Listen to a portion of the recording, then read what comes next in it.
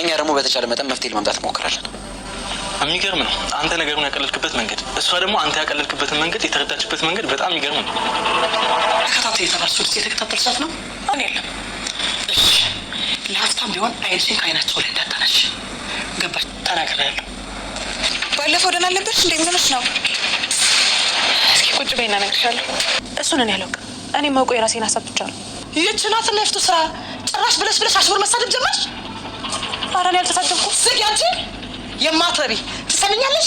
እኔ የፍቱ ስራ እንዳንቺ አይነት ትል በምታከልና በማንም አፍ ተሰድቤ አላውቅም። እንኳን ባንቺ አፍ ለም ይኸውልሽ የልብሽ እባክሽ ታፈስ ንገሪኝ። ቢያንስ እንደዚህ ሆነ እንዳትቆይ ታደርጊያታለሽ። በአምላኬ ምግቡ ውስጥ የሚጨመር ነገር አለ። በእውነት እኔ እንደዚህ እንደሚያደርግ አባቅ በፍጹም አላደርገውም ነበር። ወይ ጭራሽ ነው ሰው መጉዳት አልፈልግም። እንደው ስላላወቅኩ ነው። ባደራን በአምላኬ ይቅር በለኝ። እውነት ታፈስ በስተመጨረሻም ለበአምላክ ታፈሱ ሁሉንም ነግረዋለች። እሱም እጅግ በጣም ደንግጧል። እህቴ ምን አይነት አረመኔና ጅብ ናት በማለትም እንግዲህ እህትየዋንም እያናዘዛት ይገኛል። እንዴት እህት ላይ እጅህን ታነሳለህ በማለትም ስትናገረው ምን አይነት ጨካኝ ብትሆኝ ነው እንደዚህ አይነት ነገር የምታደርጊው እያላት ይገኛል ማለት ነው። እንግዲህ ታፈሱ እንደዚህ የሚያደርጋት መሆኑን ባቅ ኖሮ አላደርገውም ነበረ፣ ይቅርታ አድርግልኝ እባክን አባቴ እያለችው እንግዲህ በአምላክን ይቅርታ እየለመነችው ትገኛለች። እሱም እኔ አንድ ነገር ብቻ ነው ከአንቺ የምፈልገው በማለትም ይጠይቃታል። እሱም ምንድነው ከኔ ካዳ የምትፈልገው በማለትም ስትጠይቀው እሱም አሁንም እንደሚሰራላት ሰው ሆነሽ ግን ካሁን ወዲህ እንዳትጎጃት በማለትም ይናገራታል። ቢያንስ ለእኔ ምንም ነገር አታድርጊልኝ፣ እንደዚህ እግሯን ሽባ ላደረግሽው እህትሽ አምላክሽን የምትፈሪና ፈጣሪሽን የምትፈሪ ከሆነ ለእህቴ እንደሚታዘዝ ሆነሽ እሷን እናድናት ብሎ ይላታል። እሷም እንግዲህ እሺ በአምላክዬ አንተ የምትለኝን ነገር ሁሉ አደርጋለሁ፣ መጀመሪያ ላይ ተሳስቻለሁ፣ አሁን ግን ስህተቴን እታረማለሁ በማለትም እንግዲህ ስህተቷን ለመታረም ዝግጁ ሆና ትገኛለች ማለት ነው። ሆኖም እንግዲህ እንደዚህም ባለችበትም ሰዓት ለምንድን ነው አንቺ ግን እንደዚህ ያደረግሽው? ብዙ ዓመት እዚህ ቤት ተቀምጠሻል። አንቺ ጨካኝ አይደለሽም። እንዴት እንዲህ ጨክነሽ በእሷ ላይ እንዲያረግሽ ብሎ ሲላት እኔ ምንም ያረኩት ነገር የለም፣ ይሄ ሁሉ ነገር የእህትን ሀሳብ ነው ብላ ትለዋለች። እንግዲህ በአምላክም ይህንን ባወቀ ሰዓት እጅግ በጣም ነው የተናደደው። እንግዲህ በባለፈው ክፍል ላይ የምታስታውሱ ከሆነ ህብስት እራሷን እንደሳተች እግሬን እንዳለች እንደወደቀች ነበር ክፍሉ የተጠናቀቀው። ሆኖም በአምላክ እጅግ በጣም በመደንገጥ ለአቢል ይደውልለትና ህብስቴ ወድቋብኛለች፣ እንዴት ላርጋት? እግሯን በጣም አሟታል በማለትም ይናገረዋል። እሱም ወደ ሕክምና ይዟት እንዲሄድ ከነገረው በኋላ ወደ ሕክምና ይዟት ይሄዳል። ሕክምናው ይዟት ሄዶ ቶሎ ከሆስፒታል ይዟት ወጥቶ እንደተለመደው እሱ ቤት ይወስዳታል። እሷም እንግዲህ እንዳያቻት ከነቃች በኋላ እውነት እግሯ መሄድ እንደማይችል ስታቅ በቃ እውነት ሆነ አይደል ብላ ስትልም ሆኖም እንግዲህ በአምላክ በቀላሉ አስረድቷት ደህና እንደምትሆንና እንደምትድን ተስፋ ሰጥቷት፣ ሆኖም እኩለ ሌሊት ላይ ስለሆነ ያመማት እሱም ሕክምናውን አሳክሟት ከመጣ በኋላ ቀስ ብሎ ወደ ውስጥ አስገብቷትም ነበር። እሱም ቀስ ብሎ ወደ ውስጥ ካስገባት በኋላ አሁን ማንም አላየንም አይደል ብላ ትለዋለች። አዎ ማንም አላየንም፣ አሁን አንቺ ረፍት አድርጊ፣ ሁሉንም ነገር ይስተካከላል፣ ትድኛለሽ ብሎ እንግዲህ ተስፋ ሰጥቷት ይገኛል። እሱም እንግዲህ እንደዚህ ተስፋ ሰጥቷትም ከወጣ በኋላ ቀጥታ ነበር ወደ ታፈሱ ጋር የሄደው። ታፈሱም በዚህ በኩል ሌሊት እኔ ጋር ምን ትሰራለህ? የኔ አባት ቀን ሳላገኝ ጠፋውኝ አይደለ? ስራ በዝቶብኝ ነው በማለትም እንግዲህ እንደ መሻፈድም ብላ ነበረ። እሱም እኔ የመጣሁት ለብልግና ነገር አይደለም፣ ምን ልብስሽን ትገላለጫለሽ ብሎ ሲላትም ምንድነው ካዲያ የፈለግከው በማለትም ሲል እኔ የምልሽ ነገር አንድ ጥያቄ ብቻ ነው የምጠይቅሽ፣ ህብስቴን ምን እያደረጋችኋት ነው ያላችሁት በማለት ነበር እንግዲህ ያናዘዛት። እሷም እያለቀሰች እንግዲህ ያለውን ነገር መድኃኒትም እንደሚጨምሩና እግሯ ሽባ ሆኖ እንዲቀር እንደሚያደርጉ ሁሉ ተነግሮ ካለች በኋላ ዳግም እንዳታደርግ ቃል ገብታለት ትገኛለች። ሆኖም እንግዲህ ህብስቴ ያንን ነገር በማድረጓ ብትጸጸትም በአምላክ ሄደ በኋላ ወደ ክፍሏ ሄዷ ነበር። እሷም ወደ ክፍሏ ስትሄድ ህብስቴ ተኝታ ነበረ። እንግዳ ይፈልግሻል ብላ ትላታለች። እሷም እንግዳ ይፈልግሻል ስትላት ማን ነው ደግሞ እኔን የሚፈልገኝ በማለትም ስትናገር ሳሎን ላይ ይፈልጉሻል፣ እሺ ነይ አግዥኝ ትንሽ ብቻ ብላ ስትላት ጭራሽ እኔም ልሸከምሽ ነው እንዴ? በፍጹም አልሸከምሽም ብላ ስትላት አይ ትንሽ ካገሽኝ ችግር የለውም ብላ ትላታለች። እሷም እንግዲህ ውርቸሩ ላይ በማስቀመጥ ወደ ሳሎን ትወስዳታለች። ሳሎንም ስትሄድ እንግዲህ የህብስቴ ጓደኛ ነበር የመጣችው። ከትምህርት ቤት ስትጠፊ እኮ አሳስበሽኝ ነው ልጠይቅሽ የመጣሁት በማለትም ትላታለች። እሷም እንግዲህ እንዳመማት ምን ነው በባለፈው ደህና አልነበርሽ ወይ ብላ ስትላትም ችግር የለውም አስረዳሻለሁ፣ ግን አንቺ ደህና ነሽ ወይ እናትሽ እንዴት ናት ብላ ስትጠይቃትም እናቷ ደህና እንደሆነችና አሁን ላይ እጅ አጥሯቸው እንደሆነ ትነግራታለች። መጀመሪያ የአንቺ ቤተሰቦች ነበሩ ሚደጉሙን፣ አሁን ግን ያው እጅ አጥሮናል ብላ ስትላትም አይዞሽ ጓደኛዬ ሁሉም ነገር ያልፋል ብላ ትላታለች።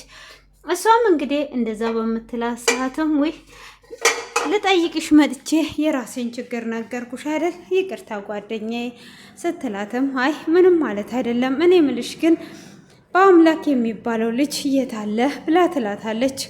እሱ እኮ ቤት አይቀመጥም የለም ብላ ስትላትም እኔ ይሄ በአምላክ የሚባለውን ልጅ ለማየት ቾክያለሁ፣ እሱንም ለማየት ነበር የመጣሁት ብላ ስትላትም አይ አሁን የለም ብላ ትላታለች። እሷም አሁን ወደ ቤት መሄድ አለብኝ፣ ለማዬ ሳልነግራት ነው የመጣሁት፣ እማዬ ስለምታስብ መሄድ አለብኝ በማለትም ትነግራታለች።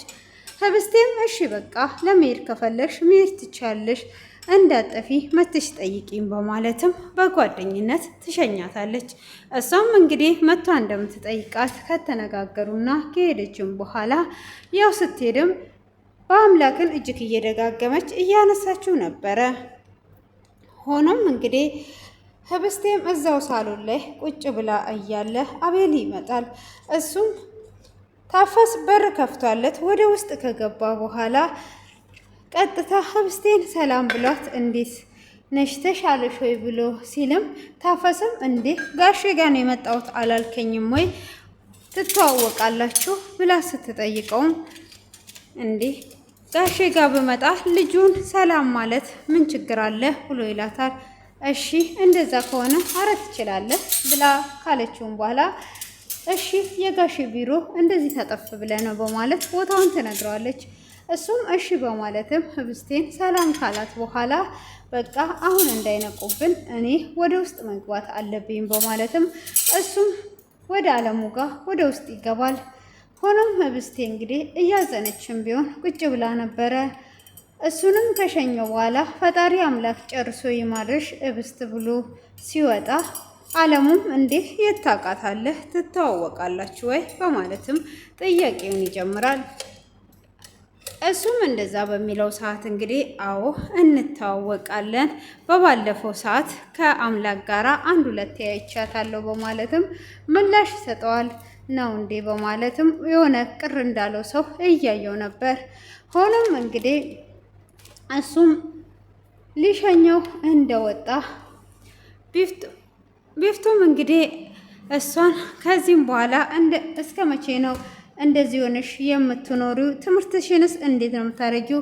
መማር የለብሽም አሁን አርፈሽ መቀመጥ አለብሽ ብላ ትላታለች።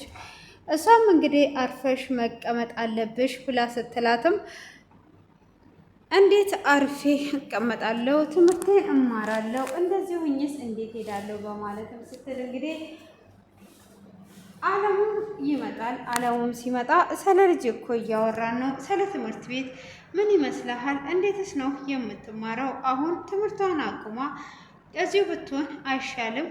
በማለት ስትል ምን አልሽ? በማለትም እንግዲህ ይናገራታል። እሷም ትምህርቷን ብትተው ጥሩ አይመስልህም ወይ ብላ ትለዋለች።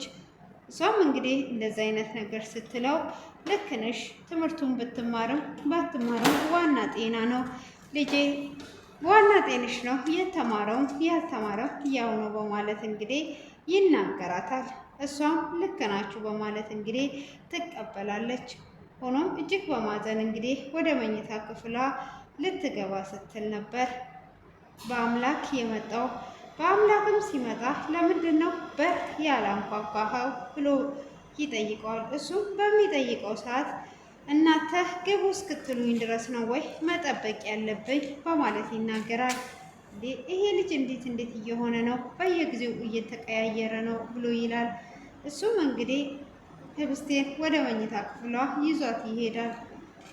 እሱም ወደ መኝታ ክፍሏ ይዟት ከሄደ በኋላ እሷም በይ አሁን እረፍት አድርጊ በማለት ሲላትም እሺ በማለት እረፍት ለማድረግ ስትል እሺ በቃ መኝታ ላይ አድርገኛ ብላ ትለዋለች። እኔ ሁልጊዜም ልኖር ስለማልችል እራስሽን መልመድ አለብሽ ሰምተሽኛል ብሎ ይላታል። እሷም አዎ ሰምቼሃለሁ እርዳኝ በማለት እንግዲህ ይረዳትና አልጋው ላይ ያደርጋታል። እሱም እንግዲህ አልጋው ላይ ካደረጋትም በኋላ ኮስተር በማለት ይሄዳል። ዛሬ ምን ሆኖ ነው እንደዚህ የሚኮሳተረው በማለትም እንግዲህ እሱም እጅግ ስሜታዊና ንዴታም በመሆንም ትቷት ይሄዳል። እንግዲህ እሱ በጣም የተናደደው በእህትየው ነበረ። ቢሆንም እንግዲህ እህትየው ባደረገችው ነገር አሁንም ምንም የተጸጸተችው ነገር የለም። ሆኖም እሷም እንደዛ አይነት ነገር ባደረገችው ነገር ባትጸጸትም እሱ ግን እጅግ በጣም እያዘነባትና እየተናደደባት እሱም ከቤት ወጥቶ ይሄዳል። ሆኖም እንግዲህ ከእንደገና በመምጣቷም ምንድነው እንደዚህ የሚያገለፍጥሽ ብላ ትላታለች። በእሷ በመሳቅ በጣም ተናዳ ነበር። ሆኖም እንግዲህ ህብስቴም ደስ የሚል ነገር እያሰብኩኝ ስለሆነ ነው እየሳኩት በማለት ትመልስላታለች። ከአንቺ ምን ደስ የሚል ነገር ይወጣል ብላ ስትላት እንደ ሌሎቹ ተንኮል አይደለም ያሰብኩት ብላ ትላታለች። ጭራሹኑ እኔን ተንኮል አሰበች ልትይኝ ፈልገሽ ነው በማለትም እንግዲህ እጅግ መናደድ ትጀምራለች። እሷም እንግዲህ እጅግ መናደድ በጀመረችም ሰዓት እንዴ እኔ ስለሌሎቹ እኔ ምን አገባኝ በማለት ነው እንዳያቿት ልትመታት የደረሰችው። ሆኖም እንግዲህ በአንቺ በቅማል እኔ ቢፍቱ ምሰደብ አይደለም በማለትም ትቆጣትና ትወጣለች። እሷም ሳቅ በማለት እንግዲህ የማያልፍ ነገር ስለሌለ ዝም ትላታለች። ሆኖም እንግዲህ ታፈሰን ሄዷ ምን አዲስ ነገር አለ? ተከታታይ ያልኩሽስ ነገር እንዴት እያደረግሽ ነው?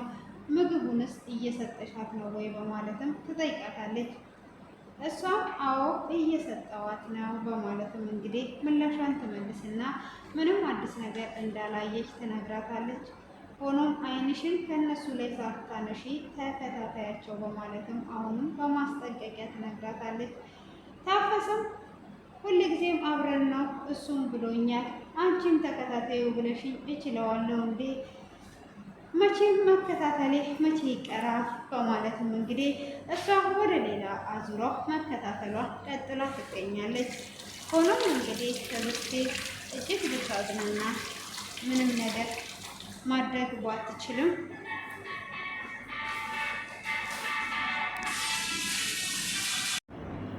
እንግዲህ ህብስቴም ከእንደገና ጓደኛዋ መታ ለእማዬ ስነግራት እኮ እማዬ አንቺ ጋራ እንድሆን ነገረችኝ፣ እማዬ አዝናለች በማለትም ስለእናቷ ትነግራታለች።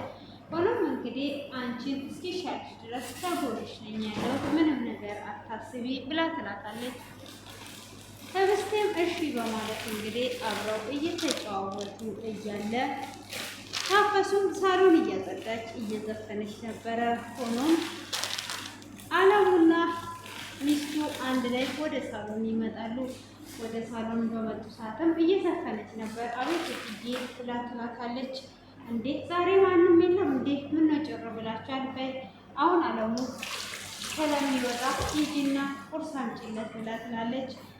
እንዴ ልጅቷ ሴት አለች በማለት አልተነሳችም እንዴ ህብስት በማለትም ሲጠይቅ አይ ህብስት ጓደኛዋ ስላለች ከጓደኛዋ ጋር ውስጥ ናት በማለትም ትመልስላችኋለች። እንዴ ውስጥ ምንድን ነው የምትሰራው? የትኛው ጓደኛ ናት? የምን ጓደኛ በማለትም ቶሎ ብለው ሁለቱም ይደነግጣሉ። ሆኖም እንግዲህ እነሱ ከደነገጥን በኋላ አቶ አለሙ እኔ ውስጥ ገብቼ አያለው በማለትም ወደ ውስጥ ሊገባ ይፈልጋል። እሷም አረ እኔንም ጠብቀኝ እኔም ወደ ውስጥ ገብቼ አብሬ አያለው በማለትም ወደ ውስጥ ለመግባት እንግዲህ ተስማምተው አንድ ላይ ይገባሉ። አንድ ላይም ሲገቡ ጓደኛዋ ከብስቴ ጋራ አልጋ ላይ ቁጭ ብላ ነበረ። ሆኖም ጓደኛዬ ናት አባዬ ተዋወቃት በማለትም እንግዲህ ታስታውቃለች። እንዴ እስከ ዛሬ ድረስ እኮ ጓደኛ ነኝ ብለሽ አስተዋውቀሽኝ አታውቂም በማለትም ሲላትም ትምህርት ቤት ስለምንገናኝ ነው፣ አብረን ያደግነው፣ አብረን የተማርነው አንድ ሰፈር ነን በማለትም ትነግረዋለች። እሱም እንግዲህ አለሙ እኔ አለሙ እባላለሁ እሷ ደግሞ ባለቤቴ ናት ብላ ከተዋወቀ በኋላ እንግዲህ ባለቤትየውም የሌለ ባህሪ ነበር ያሳየችው። እንኳን ደህና መጣሽ፣ ምሳም ሆነ እዚህ ይመጣላችኋል፣ ታወሪ እንዳጠፊ በጣም ታምሪያለሽ፣ ደስ ያለሽ ብላ ትላታለች። እናንተም በጣም ደስ ትላላችሁ፣ የምታስቀኑ ቤተሰብ ናችሁ በማለትም ትመለሳለች። አቶ አለሙ ከዛ ከወጡ በኋላ እንዴት ዛሬ የሌለብሽን ባህሪ ያሳየሽ ምን አስበሽ ነው ብሎ ሲል አይ እንደዚህ ብለክ እኮ ነው ወደ እጅ አስገብተ የምትጠቀምበት እንጂ ዝም ብለክማ ከሆነ ነገሮች ሁሉ ይበላሻሉ። እኔ ደግሞ እቺ ልጅ ምን አደረገችኝ? ምንም ያደረገችኝ ነገር ስለሌለ እንደዚህ ነው መጠቀም ያለብን በማለትም እንግዲህ ይናገራል። ሆኖም እንግዲህ እንደዛ በተናገረም ሰዓት ምንድን ነው እሱ ይሄ ነገር እየተከሰተ ያለው በማለትም እንግዲህ ሲላትም ቀስ ብላ ወደ እጇ አስገብቷት እንድትጠቀምባት ካለበለዛም ደግሞ የሆነ ነገር ካየችባት ጓልትልባት እንደሆነ ትነግረዋለች። በቃ እኔም ወደ ስራ ልሂድ በሉ በማለትም ሲል እንዴ ቁርስ እኮ ልታመጣልህ ነው ቁርስ አትበላም በማለትም ስጠይቀው አይ ቁርስ አልበላም በቃ እናንተ ብሉ በማለትም እንግዲህ እሱም ወደ ስራው ይሄዳል። እሱም ወደ ስራው ሲሄድ እንደተለመደው እንግዲህ ታፈስን እንድታያት ልትጠይቃት ትሄዳለች። ሆኖም ጓደኛዋ እንግዲህ የህብስት ጓደኛ የመጀመሪያ ቤታችሁን አይደርስም ብላ ትላታለች። አዎ ቤቱማ እሱን አይደርስም፣ ብቻዬን እዛ ቤት ውስጥ ከምኖር ከእነሱ ጋር ልኑር ብዬ ነው የመጣሁት ብላ ትላታለች። አሪፍ አድርገሻል፣ የእናንተንም ቤት ባያክል ራሱ ከሰው ጋር መኖር ይሻላል በማለትም እንግዲህ አብራ እያወራች እንዴ በአምላክ የሚባለው ልጅ የታል በማለት አሁንም እንግዲህ እየደጋገመ ትጠይቃለች። እንዴ ገና ጠዋት እኮ ነው እንደዚህ በጠዋቱ አይመጣም በማለትም ስትላት እኔ ላይ ፈልጊ ነው ብላ ትላታለች። ይመጣል፣ ሲመጣ ካዲያ ቀጥታ ወደ ክፍልሽ ነው የሚመጣ ብላ ትላታለች። እሷም አዎ ይመጣል ብላ ስትላትም እንግዲህ ለማየት ይሄ ማን ነው እሱ በአምላክ ሁል ጊዜ ብላ የምትጠራውስ ምን አይነት መልካም ሰው ነው በማለት እንግዲህ ለማየት እና እንግዲህ ለመቀማት ጭምር እየቋመጠች ትጠብቀዋለች። ሆኖም እንግዲህ በአምላክ ይመጣል።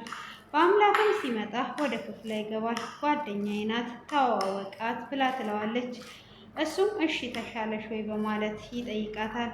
እሷም እንደተሻላት ከነገረች በኋላ ጓደኛዋ ነኝ እሷ መሄድ ስለማትችል ልጠይቃት መጣሁ ብላ ትላለች። መሄድ ስለማትችል ብሎ ይላታል ኮስተር በማለት አይ እዚህ ስላለች ልጠይቃት ነው ብላ ታስቀይሳለች። ሆኖም ጓደኛዋ ነኝ ብላ ስሟን ልትተዋወቀው ብድግ ስትል በአምላክም ትቷት ይሄዳል። እንዴ ይሄ ምን አይነት ልጅ ነው ብላ ትላታለች። እሷም ታዩ ባህሪው እንደዚህ ነው በማለትም ትመልስላታለች። እሷም እንግዲህ እንደዛ ከመለሰችላትም በኋላ እጅግ በመናደድ ዝም ብላ ቁጭ ትላለች።